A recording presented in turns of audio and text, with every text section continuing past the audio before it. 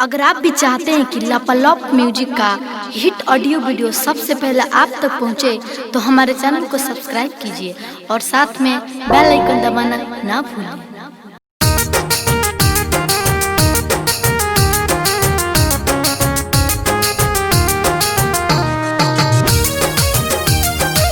Music by Gaurav Roshan.